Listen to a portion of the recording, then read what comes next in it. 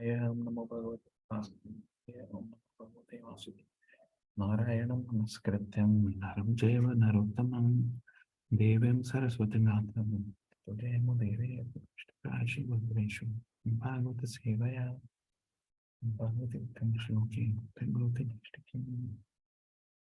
Okay, so we are reading from chapter 16, Canto 1, chapter 16, and we will see how many we can read today. So we'll start with text number 10. And the chapter 16 is how Parikshit received the age of Kali.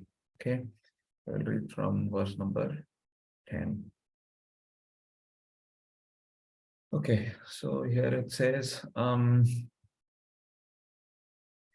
Suta Uvacha Yada Parikshit Kuru Jangle Avasad Kalim Pravishtam Nija Chakravartite Nishamya Vartam Anati Priyam Tatha Sarasanam Samyuga Stanudhir Aded. So let's see the translation. Suta Goswami said, when Maharaj Parikshit was residing in the capital of Kuru Empire, the symptoms of age of Kali began to infiltrate within the jurisdiction of his state. When he learned about this, he did not think the matter very palatable. This did, however, give him a chance to fight. He took up his bow and arrow and prepared himself for military activities.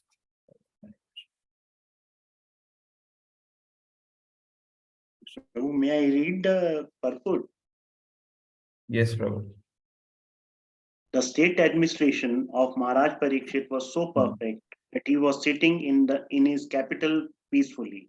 But he got the news that the symptoms of the age of the Kali had already infiltrated into the jurisdiction of his state, and he did not like this news. What are the symptoms of the age of the Kali? They are illicit connection with women, indulgence in meat eating, intoxication, and taking pleasure in gambling.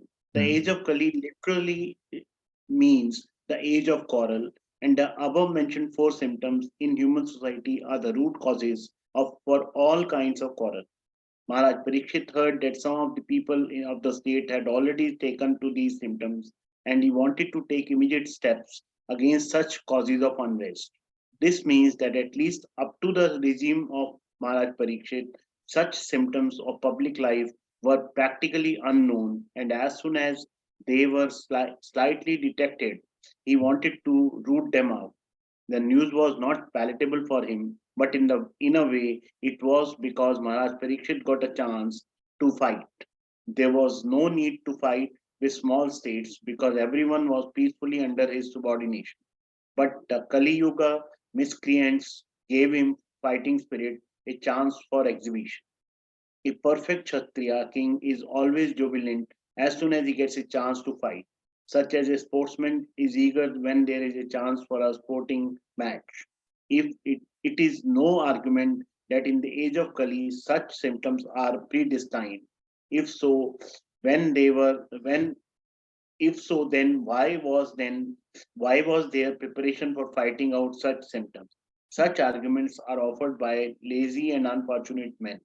In the rainy season, rain is predestined, and yet people take precautions to protect themselves. Similarly, in the age of Kali, the symptoms, as above mentioned, are sure to infiltrate into the social life.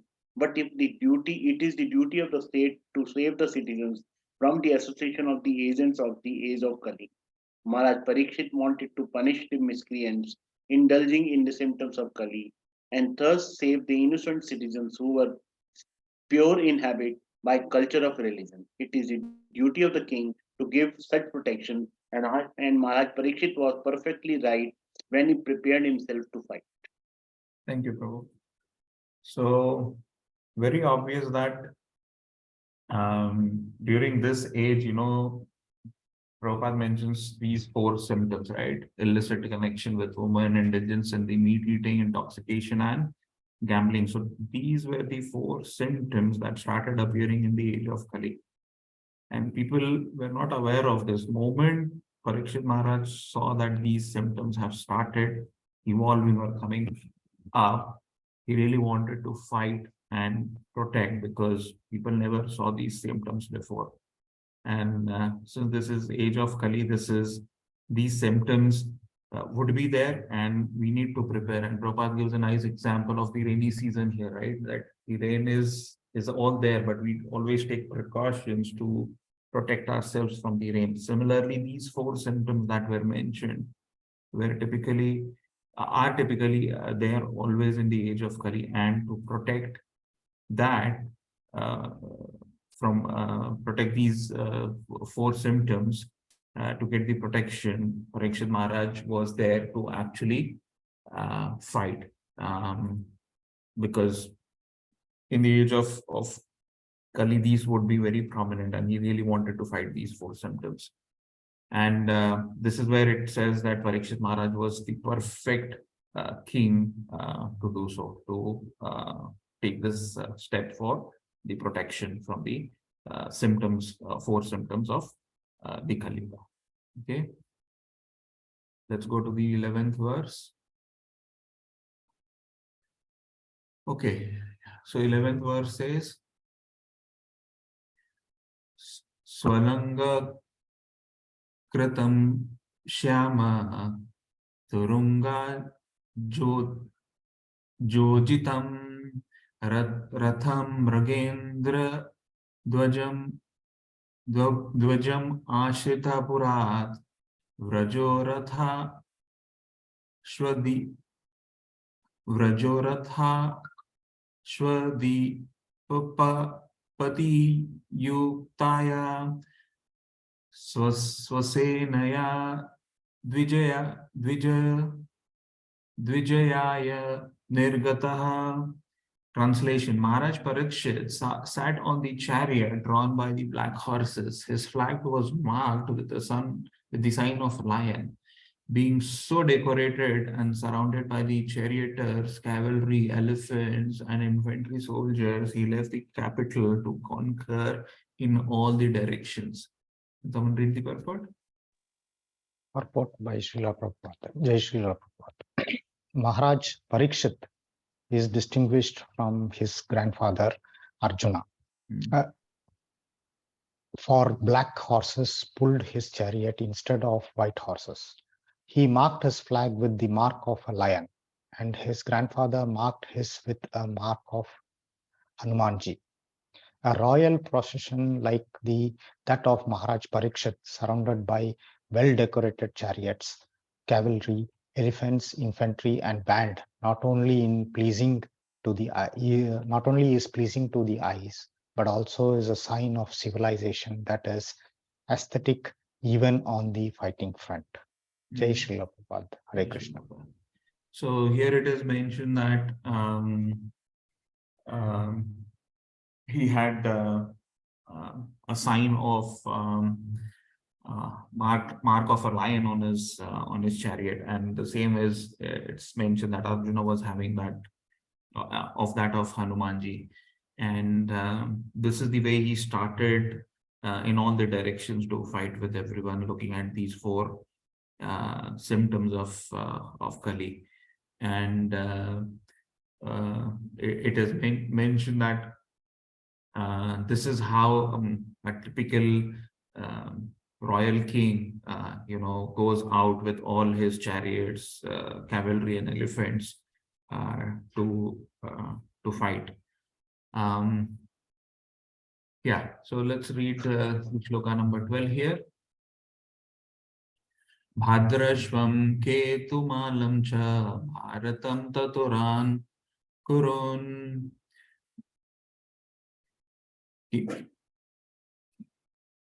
Kimpurushadini Varshani Vijitya Jagrahe Balim. Translation: Maharaj Parikshit then conquered all the parts of the earthly planet. Okay, Bhadrasva, Ketumala, Bharata, the northern Kuru, Kimpurusha, etc., and extracted tributes from their respective rulers. Purport. Hare Krishna. Hare Krishna. Purport. Bhadrasva, it is a tract of land near Meru Parvata and it extends from Gandhamadana Parvata to the saltwater ocean. There is a description of this Varsha in the Mahabharata Bhishma Parva 7.14-18. The description was narrated by Sanjaya to Dhritarashtra. Maharaja Yudhishthira also conquered this Varsha and thus the province was included within the jurisdiction of his empire. Maharaja Parikshit was formally declared to be the emperor of all lands ruled by his grandfather. But still he had to establish his supremacy while he was out of his capital to exact tribute from such states. Ketumala. This earth planet is divided into 7 dvipas by 7 oceans. And the central dvipa called the Jambu Dvipa is divided into 9 varsas or parts by 8 huge mountains. Bhartavarsha is one of the above mentioned 9 varshas, and Ketumala is also described as one of the above varshas. It is said that in Ketumala Varsha, women are the most beautiful. This Varsha was conquered by Arjuna also. A description of this part of the world available in the Mahabharata Sabha 28.6. It is said that this part of the world is situated in the western side of Meru Parvata, and inhabitants of this province use it to live up to 10,000 years. Bhishma Parva 6.31 says that one. Human beings living in this part of the globe are of golden color, and the women resemble the angels of heaven. The inhabitants are free from all kinds of disease and grief. Bhartavarsha, this part of the world, is also one of the 9 varsas of the Jambudvipa. A description of Bhartavarsha is given in the Mahabharata Bhishma Parva chapters 9 and 10. In the center of Jambudvipa is Ilvrtavarsha. The south of Ilvrtavarsha is Harivarsha. The description of these varshas is given in the Mahabharata Sabha Parva 28.7-8 as follows. You can read the continuation. Yeah. Go ahead, Prabhuji. Yeah. You can read. You can read the translation, Prabhu, directly. It is mentioned. No problem. It is mentioned. It is mentioned here that the women in both varshas are beautiful, and some of them are equal to the Apsaras or heavenly women. Uttarakuru. According to Vedic geography, the northernmost portion of Jambudvipa is called Uttarakuru Varsha. It is surrounded by the saltwater ocean from 3 sides and divided by Sringavan mountain from the Iranmaya Varsha. Kimpurusha Varsha. It is stated that situated north of the great Himalaya mountain, which is 80,000 miles in length and height, and which covers 16,000 miles in width. These parts of the world were also conquered by Arjuna, Sabha 28.1-2. The Kimpurushas are descendants of daughter of Daksha. When Maharaja Yudhishthira performed a horse sacrifice yajna, the inhabitants of these countries were also present to take part in the festival, and they paid tributes to the emperor. This part of the world is called Kimpurusha Varsha, or sometimes the Himalayan provinces, Himavati. It is said that Sukadeva Goswami was born in these Himalayan provinces and that he came to Bhartavarsha after crossing the Himalayan countries. In other words, Maharaja Parikshit conquered all the world. He conquered all the continents adjoining all the seas and oceans in all directions, namely the eastern, western, northern, and southern parts of the world. Thank you. So you see, we think that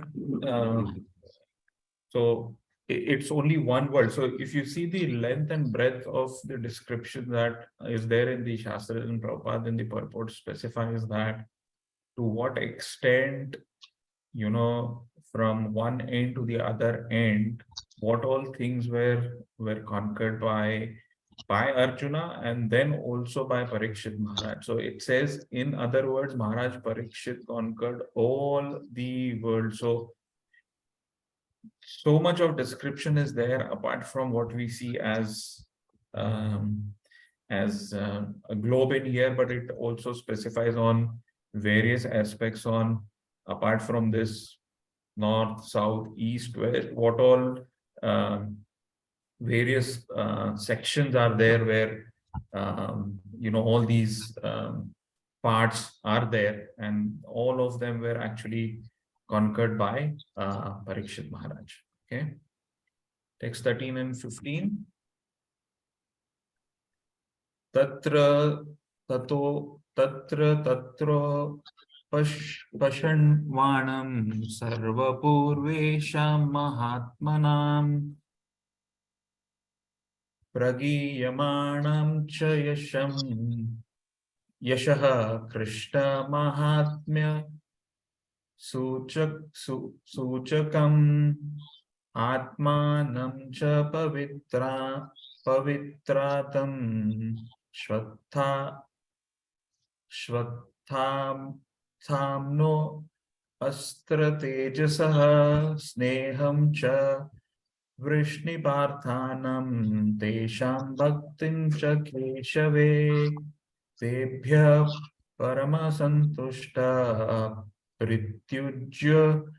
Prityujrabhitalochanaha Mahadhanani va Samsi Dadoharan Mahamanaha.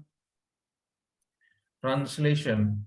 Wherever the king visited, he continuously heard the glories of his great forefathers who were all devotees of the Lord, and also the glorious acts of Lord Krishna. He also heard how he himself had been protected by the Lord from the powerful heat of the weapon of Ashwathama.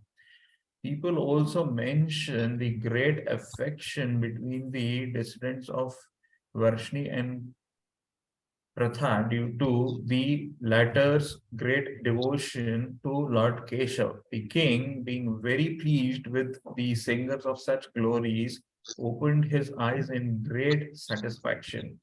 Out of magnanimity, he was pleased to award them very valuable necklaces and clothing. Can someone read the purport? Purport. Kings and great personalities of the state are presented with welcome addresses.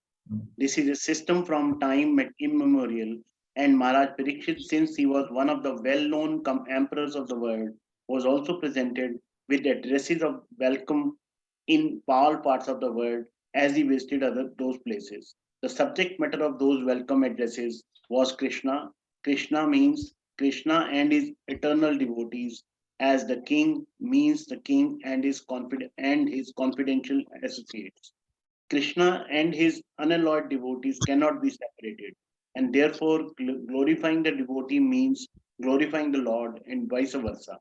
Maharaj Parikshit would not have been glad to hear about the glories of his forefathers like Maharaj Yudhishthir and Arjun had they not been connected with the acts of Lord Krishna. The Lord descends specifically to deliver his devotees. Paritranam sadhunam. The devotees are glorified by the presence of the Lord because they cannot live for a moment without the presence of the Lord and his different energies. The Lord is present for the devotee by his acts and glories, and therefore Maharaj Parikshit felt the presence of the Lord when he was glorified by his acts, especially when he was saved by the Lord in the womb of his mother. The devotees of the Lord are never in danger, but in the material world, which is full of dangers at every step, the devotees are apparently placed into dangerous positions, and when they are saved by the Lord is glorified. Lord Krishna would not have been glorified as a speaker of the Bhagavad Gita had his devotees, like the Pandavas, not been entangled in the battlefield of Kurukshetra. All such acts of the Lord were mentioned in the addresses of welcome, and Maharaj Parikshit, in full satisfaction, rewarded those who presented such addresses. The difference between the presentation of welcome addresses today and in those days is that formally the welcome addresses were presented to a person like Maharaj Parikshit. The welcome addresses were full of facts and figures, and those who presented such addresses were sufficiently rewarded. Whereas in the present days, the welcome addresses are presented not always with factual statements, but to please the post holder, and often they are full of flattering lies. Nice. And rarely are those who present such welcome addresses rewarded by the poor receiver. Hare Krishna. Hare Krishna. Thank you so much. So this is the way how the kings were greeted, right? So Maharaj Parikshit, wherever he went, it was first that his forefathers were glorified, who were actually devotees of the Lord, and then also the glorious acts of Lord Krishna. So wherever he went, there were always glorifications about his forefathers and what was happening. So this is how it is. And Prabhupada clearly says that, Krishna and his devotees are inseparable. They cannot be separated. So um, if you are glorifying the devotee, that means you are also glorifying the Lord and vice versa. This is what Prabhupada says. And Parikshit Maharaj was very happy to hear such glorification, and he used to award them accordingly. And also Prabhupada mentions that there were glorifications also about Parikshit Maharaj, that how he was saved in the womb by Lord Krishna. And Prabhupada also says this: if Krishna was not there, then there would have been no glorification of his devotees like Pandavas and the forefathers. So this was the trend, and Prabhupada mentions that earlier this is how the glorification was done, and in the present scenario, the glorification is not in the same way as how it used to happen, because the welcome address is also not correct and the receiver are also very poor. So here is Parikshit Maharaj going at various places, conquering the world, but also getting praised by the other kings, glorification about his forefathers, about the Lord. So this was in the purport, which was 13 to 15. Let's go to 16. So 16 says,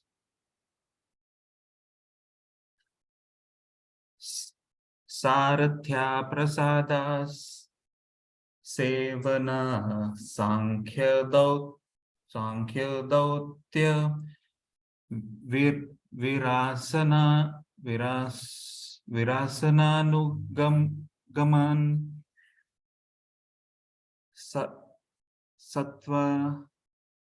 satvana prananam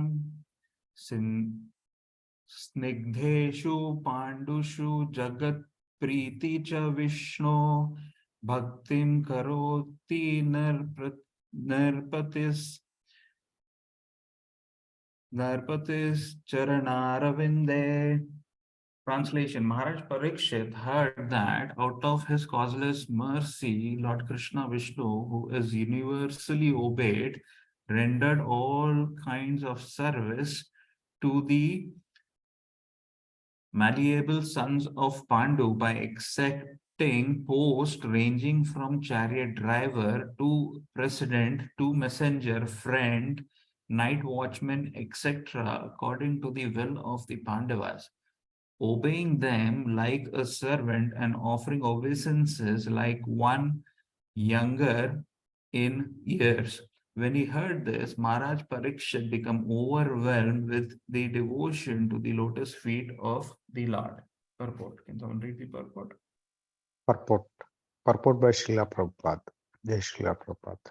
Lord Krishna is everything to the unalloyed devotees like the Pandavas. The Lord was for them the Supreme Lord, the spiritual master, the worshipable deity, the guide, the chariot driver, the friend, the servant, the messenger, and everything they could conceive of. And thus the Lord also reciprocated the feeling of the Pandavas. Maharaj Parikshit, as a pure devotee of the Lord, could appreciate the Lord's transcendental reciprocation of the feeling of his devotees. And thus he himself also was overwhelmed with the dealings of the Lord. Simply by appreciating the dealings of the Lord with his pure devotees, one can attain salvation.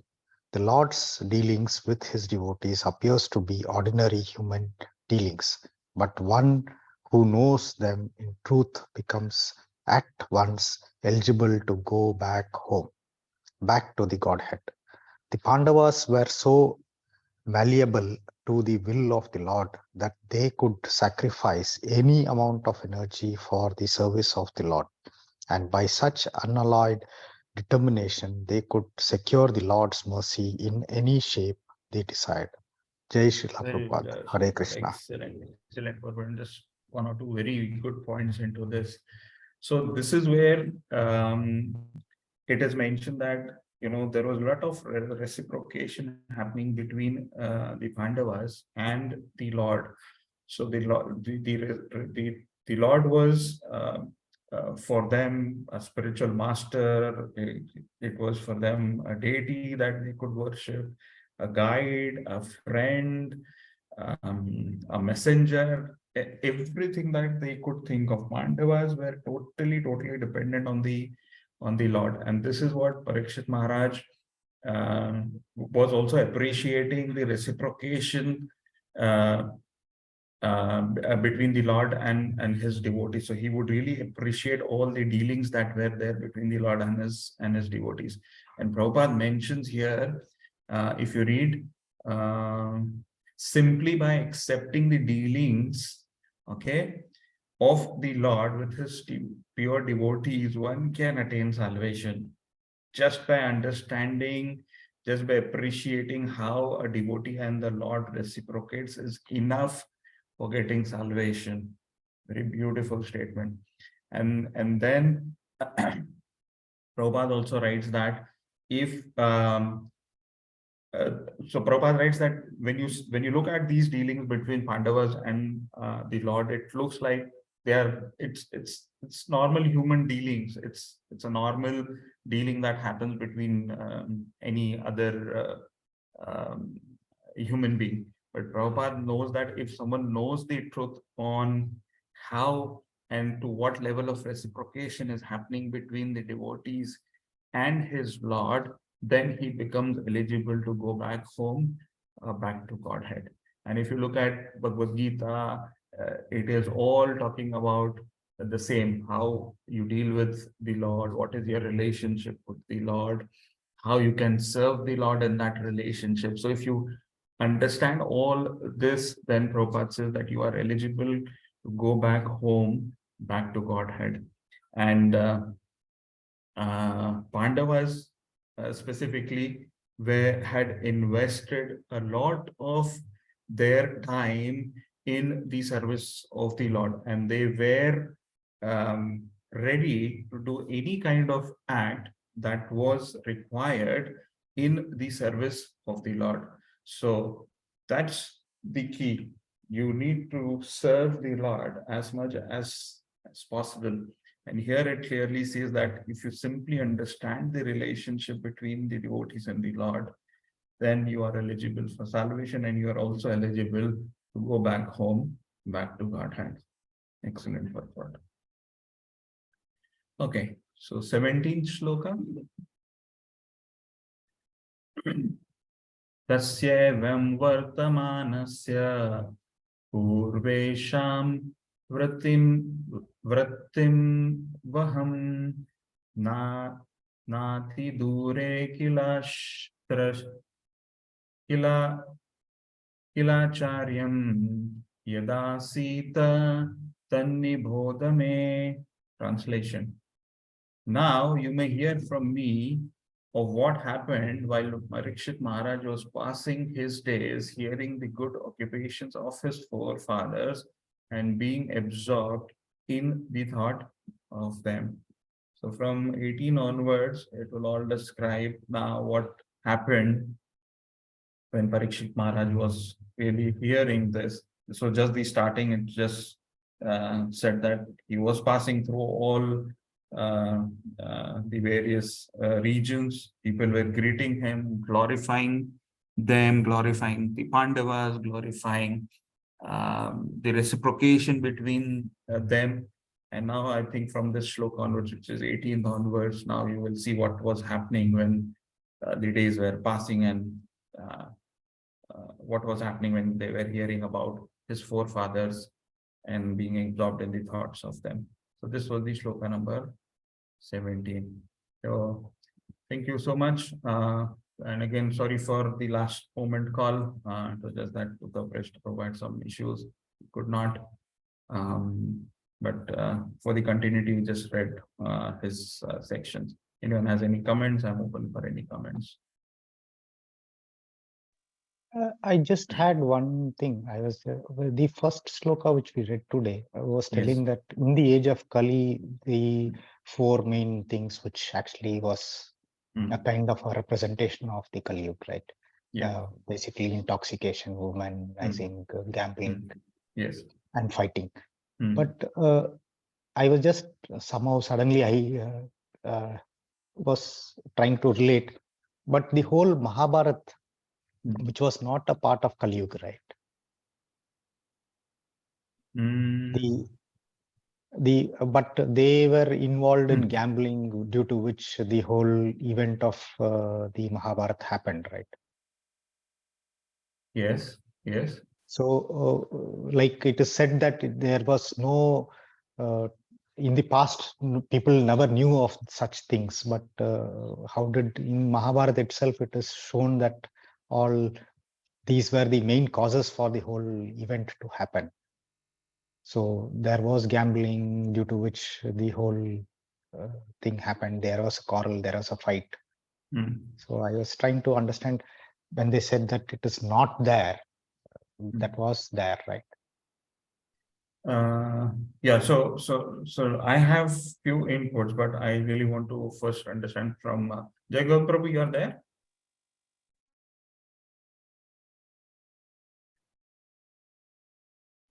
Hi, Prabhu. Yeah, Prabhu. I mean, so you announce, you mean, you make an, I mean, you reply if I need in, yeah, sure. Minutes I will pitch in. Yeah, okay. So yes, Prabhu, here it is mentioned the symptoms started appearing on this. So if you look at these four symptoms, this is where the Kali started manifesting itself, and these four symptoms were appearing prominently there. But if you look at the event of why Mahabharata was there was only because of that one gambling part which was there. But if you look at all of this, this was again bound to happen. So we'll take from Jayagon Prabhu. I really want to get a clarity on what I think the other symptoms, they started appearing later, but not at that time when the Pandavas were there. It was just when Parikshit Maharaj took, these symptoms started really manifesting. Not at the time, they were not in full manifestation when Pandavas was there. So Jayagon Prabhu, can you throw some light on this?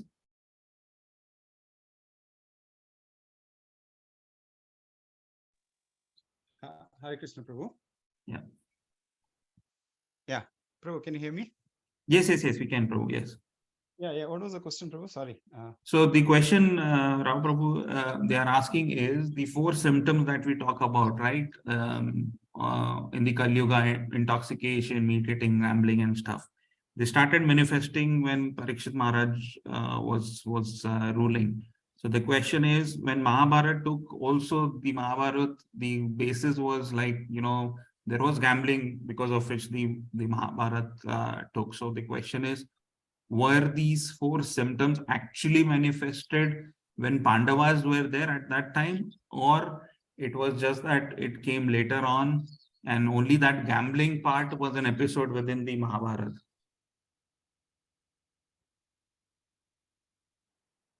Yeah, very good question, Prabhu.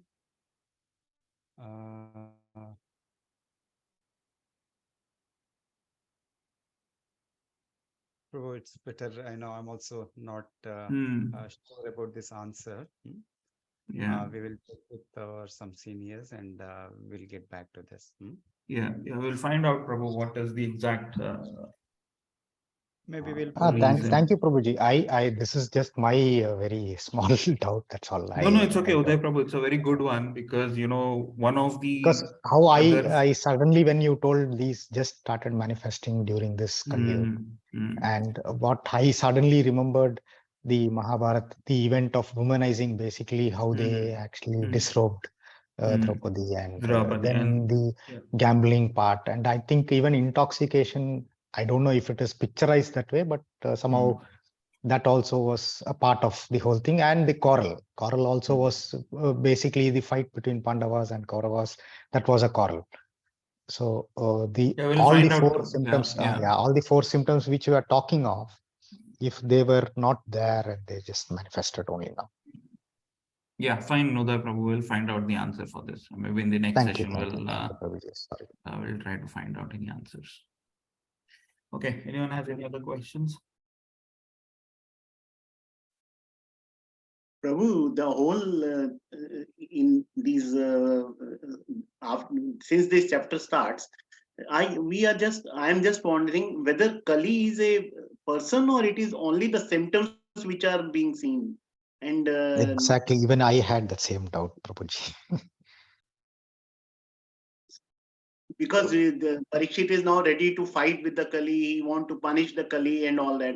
So although I have read the entire this also, I have gone up to chapter 3, मतलब स्कंद 3 तक मैं पहुंच गया हूँ. लेकिन अभी ये समझ में नहीं आता है कि whether he is a person or it is only that environment which has become like that. So Kali as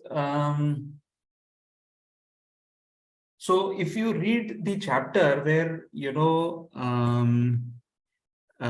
when Parikshit Maharaj first saw that the bull is standing on one leg and Kali is punishing him, so if you read the description, it says that he was ready to kill the Kali. I mean, this is also what was one.